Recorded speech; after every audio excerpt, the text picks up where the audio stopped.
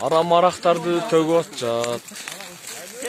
Экинчи сопуда алайда Кыргызстанда арак ичилбесин буйруса.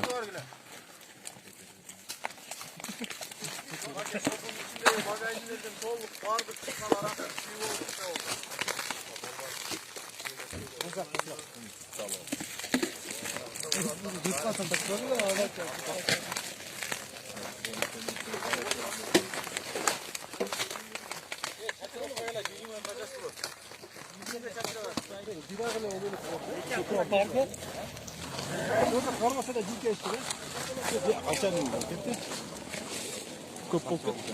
30га жетти mi? Bunlardan başka?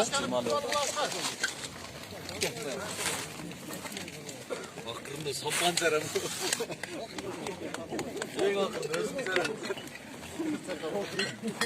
Buna küçük araklar, graduslik. Evet, küçük araklar. Magazinde caman küçük araklar.